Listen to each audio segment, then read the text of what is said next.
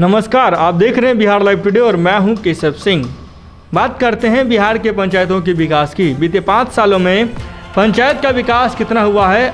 अभी हम मौजूद हैं पटना से करीब 150 किलोमीटर की दूरी पे नवाडे पंचायत। मुख्य रूप से हमारे साथ मौजूद है उमेश प्रसाद सिंह मुखिया। इनसे हम बात करेंगे बीते 5 सालों में पंचायत का विकास कितना हुआ है। आज हम उनसे चर्चा करेंगे। लगातार हम आपको दिखाते चलेंगे कि पंचायत का विकास कितना हुआ है, क्या धरातल पे काम हुए या फिर कागजों पन्नों पे काम होता चला रहा है। आज हम इसी चीज़ों पे चर्चा करेंगे। शुरुआत करेंगे मुखिया जी से। सबसे पहले आपका स्वागत है मुखिया जी। धन्यवाद आपको भी मेरे तरफ से। 5 सालों से आप मुखिया हैं पंचायत का जी। क्या लगता है पंचायत के विकास आपने कितना किया? सरकार जो राशि दी वो करीब करीब हम ज़मीन पर उतारे, चाहे वो रोड हो, गली नली हो, चाहे 7 निश्चय के जल नल हो, सुचारू रूप से जो सरकार का गाइडलाइन दिया गया था उसके तहत में हमने पंचायत में काम किया है। मुख्य रूप से 5 कार्यों के बारे में आपसे पूछेंगे। मुख्य रूप से अपने कार्यकाल में 5 कार्य आपने क्या क्या किया? मैंने अपने कार्यकाल में 5 वर्षों में सबसे बड़ी बात एक उपलब्धि यहाँ है मेरे गांव में कि जो शिव मंदिर था, जो हिंदू धर्म के लिए सबसे बड़ी आस्था का जगह होता है, वहाँ बरसों से रास्ता नहीं था और वहाँ बहुत दिनों से हमने अपने स्तर से समाधान करके उस मंदिर का रास्ता बनाया, जिससे लोग हजारों की संख्या में प्रत्येक साल वहाँ पूजा करने के लिए आते हैं।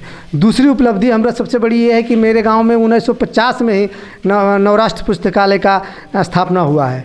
आज तक उसका जो परिसर था एकदम जर्जर स्थिति में था। हमने उसे वहाँ मंच बनाया और उस परिसर को फेवर ब्लॉक से पाटा और बाउंड्री किया है। ये 2 काम मेरे जीवन में, मेरे पंचायत के लिए सबसे इम्पोर्टेंट रहा। हमारे गांव में बहुत से गांव टोला ऐसे थे जहां की लोग दिन में चलना मुश्किल होता था, वहां ने हमने पीसीसी करके आज गाड़ी दौड़ रही है उस पर। यही उपलब्धि हमारी है। और मुखिया जी और क्या क्या काम? अच्छा, मुख्यमंत्री जी का ड्रीम प्रोजेक्ट एक आया, नल जल योजना। इसके तहत आपके पंचायत में कितना कार्य किया हुआ? मेरे 10 वार्ड है, पूरे 10 वार्ड में करीब करीब काम हो गया। लगता है खाली एक वार्ड 9 है जो ही काम नहीं हुआ है। काम चल रहा है। हमको विश्वास है कि निश्चित तौर पर एक आध महीना में काम समाप्त हो जाएगा। एक वार्ड में काम नहीं हुआ बस। अच्छा, सभी वार्ड में पानी आ रहा है? हाँ, सभी वार्ड में पानी जा रहा है। चलिए ठीक है। इंदिरा आवास आपने कितना करवाया मुखिया जी? इंदिरा आवास में मेरे ही जो पूर्व मुखिया थे वो सूची बहुत कम था। जो नाम मेरे पंचायत में बहुत कम रहने के वजह से हमें आवंटन कम मिला। लगभग लगता है 130 के आसपास हमने मात्र 5 वर्षों में किया। इसलिए कि बिहार सरकार की जो गाइडलाइन है कि जब तक पुरानी लिस्ट खत्म नहीं होगा नया आवंटन नहीं आएगा। इसलिए मेरे यहाँ आवंटन ही नहीं आया, इसलिए कम हुआ मेरे यहाँ। कम हुआ जी, इससे बहुत खेद है हमें और मेरा पंचायत इससे बहुत क्षुब्ध है। लोगों में आक्रोश है कि इंदिरा आवास मेरे यहाँ कब, लेकिन हम करें क्या? जो सरकार का नियत है उसके तहत हम लोग को काम करना पड़ता है। हम तो नाजायज लिस्ट दे नहीं सकते हैं। जो लायक है उसका लिस्ट बना है। अगर नया आवंटन आवेगा तो निश्चित तौर पर मेरे गांव में अधिक से अधिक काम होगा। अधिक से अधिक काम होगा जी। अच्छा, मनरेगा एक ऐसी योजना है जिससे पंचायत का विकास दिखता है। मनरेगा जी, इस योजना के तहत आपने टोटल कितने राशि का काम किया बीते 5 सालों में? बीते 5 वर्षों में हमारे गांव में मशीन नहीं चलती है। हमारे पंचायत में जो भी काम लेबर करते हैं, लेबर के माध्यम से होता है। करीब करीब 2 करोड़ लगता है काम हमने किया है और वो ज़मीन पर हुआ है। आहार, पोखर, पैन बना है। आहार, पोखर, पैन बना जी। पुल पुलिया भी बनवाया है? पुल पुलिया बना है। पुल पुलिया भी कुछ बना है, 2, 4, 10 भी बना है। मुखिया जी, आपके पंचायत ODF हुआ है? हाँ, मेरे पंचायत ODF हो गया है। कितना शौचालय आप बनवाए पंचायत में? लगभग 700 के आसपास बना है। 700 के आसपास। अच्छा, इस बार आपसे बात करेंगे। इस बार आप चुनाव में खड़े होंगे? हाँ, खड़े तो होंगे। किस एजेंडा के साथ? हमने इस पंचायत में निष्ठापूर्वक काम किया है और ज़मीन पर काम किया है। लोगों को प्रेम जीता है। लोगों के दिल में मेरा नाम का जगह है। इससे हमें विश्वास है कि निश्चित तौर पर हमें जो उम्मीदवारी होगी हमें जीत मिलेगी। हमने काम किया है और प्रेम दिया है। ना किसी को दुख वैसा है, ना दर्द हमने दिया है कि जो बहुत दर्द दे रहा है। दुख सुख में हर समय हम साथ रहते हैं। अच्छा, एक चीज़ आपसे हम पूछना चाहेंगे। एजेंडा जब मैंने आपसे पूछा, एजेंडा में मुख्य रूप से क्या क्या पंचायत की समस्या अभी आपके पंचायत में बची हुई है? देखिए, हमारे गांव खास करके किसान वर्ग के लोग यहाँ ज़्यादा से ज़्यादा रहते हैं। चूँकि हम लोग बहुत पिछड़ा हुआ जगह पर है। यहाँ ज़्यादा लोग कृषि पर ही निर्धारित करते हैं और यहाँ पानी की समस्या सबसे बड़ी समस्या है। पानी नहीं है, इस वजह से खेती का निश्चितता नहीं है। बारिश हुई तो पानी होगी, ना तो यहाँ वैसा कोई पोखर है, ना वैसा कोई डैम है, ना तो कोई ऐसा पैन है कि जो 365 दिन में कम से कम 150 दिन भी पानी उसमें आवे, ताकि कुछ फसल का निश्चितता हो। यहाँ अनिश्चित है, यहाँ भगवान के भरोसे होता है। इसलिए हमारे गांव की सबसे बड़ी समस्या है वह पानी है। पानी की समस्या जी। दूसरी समस्या मुख्य दूसरी समस्या है, हम लोग शहर से बहुत दूर पड़ते हैं।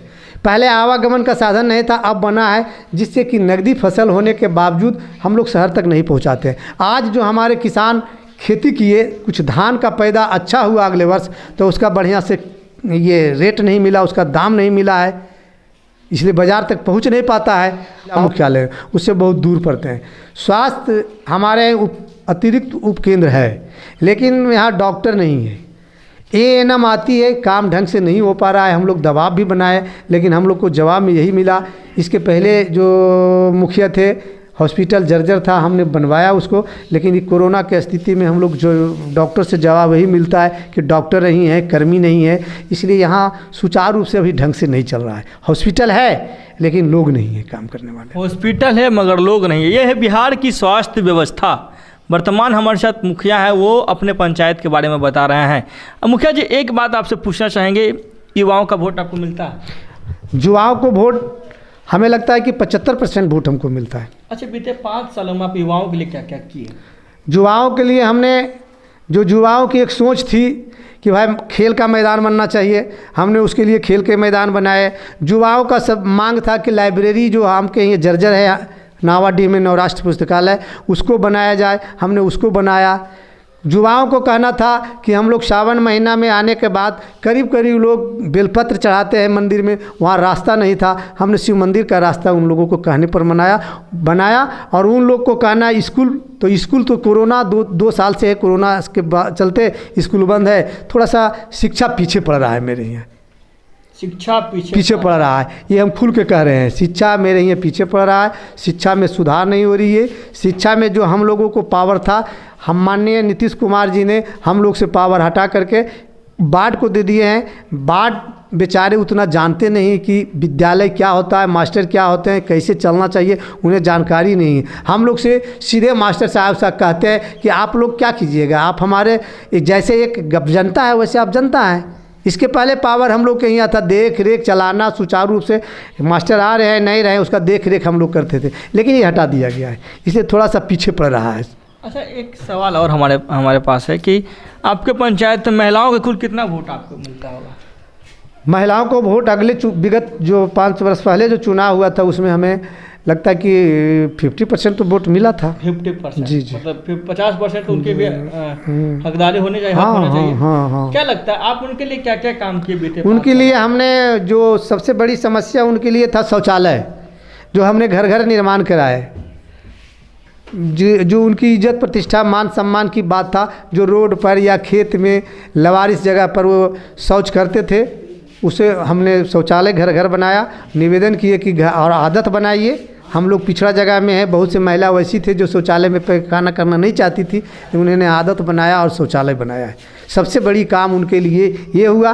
पोल गड़वाया, गांव में लाइन दिया, हर घर में लाइन गया।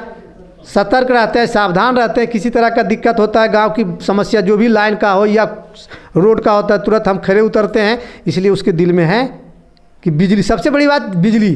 हमारे गांव में बहुत अच्छी बिजली आ रही है, पोल गिरती है तुरंत हमने कहते हैं, तुरंत विभाग आता है, काम करता है, पोल लगाता है, लाइन देता है। तो ये 2 दिलवाया है, वो खुश है। इसके पहले नहीं था, आज घर में, हर घर में गैस से खाना बन रही है, धुआं दिखता नहीं है। उनके रोजगार के लिए आपने क्या किया? हाँ, उनके रोजगार के लिए हम लोगों मनरेगा से काम उसे जोड़ा, जीविका में प्रोत्साहित किया कि स्वावलंबी बने हर महिला, अपने घर के चलाने के लिए कम से कम कुछ कमाए। अपने तरफ से क्या सर कुछ संदेश देना चाहेंगे? चुनाव लड़ने वाले फिर हैं। क्यों नहीं। गांववासी हमारे जो जनता है उनसे मेरा निवेदन है, अनुरोध है कि सबसे पहले शिक्षा पर अपने बाल बच्चों को ध्यान दें। शिक्षा जीवन के लिए एक ऐसी ऐसा चीज़ है जो इस दूध को पीता है, वो समझिए जब तक जिंदा रहता है वो अमर रहता है। शिक्षा ही हमारे समाज को आगे बढ़ा सकता है। शिक्षा एक ऐसी चीज़ है जो हमारे समाज को बना सकता है। हम अपने गार्जियनों से निवेदन पूर्वक कहेंगे कि अपने बच्चों को निश्चित तौर पर प्रत्येक दिन स्कूल भेजें। कम खाएं, आधा रोटी खाएं, लेकिन फिर भी स्कूल बच्चे को भेजें। और जो ट्यूशन कोचिंग चलता है उस पर भी ध्यान दें, अपने बच्चों को पढ़ने पर ध्यान जरूर दें ताकि आपका बच्चा आगे बढ़े। हम यही निवेदन पूर्वक करें कि जिस तरह से इस 5 वर्ष में जो हमें मदद मिला है, फिर मदद मिलना चाहिए, फिर हम आप लोगों के बीच रहेंगे। हम जिस तरह से आपके घर परिवार के बेटा है, घर परिवार में मिलकर रहेंगे तो निश्चित तौर पर हमारी जीत होगी। हम फिर इस चुनाव मैदान में रहेंगे, चूँकि लोगों की आवाज़ है।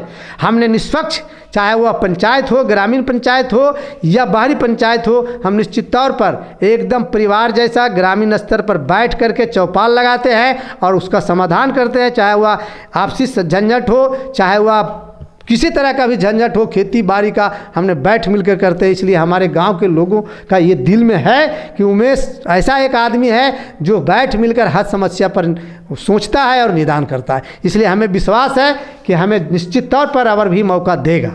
कॉन्फिडेंस लेवल किससे चुनाव जीतिएगा? एकदम हमें विश्वास है कि निश्चित तौर पर फिर भी हम चुनाव जीतेंगे। चलिए, हमारे साथ मौजूद थे उमेश प्रसाद जी। ये वर्तमान में मुखिया हैं। मुख्य रूप से पंचायत के विकास के बारे में अपना लेखा जोखा दिया कि बीते 5 साल में पंचायत का विकास कितना हुआ है, क्या क्या चीज़ों पे काम हुई है, कहाँ कहाँ पे बीच में प्रॉब्लम आया है, क्या क्या चीज़ें पंचायत में होनी चाहिए, इन्होंने अपनी बात रखी। लगातार हमारे साथ बने रहेंगे। आप तमाम दर्शकों का बहुत बहुत धन्यवाद। पटना से करीब 150 किलोमीटर की दूरी पे सिलाड़ी पंचायत से केशव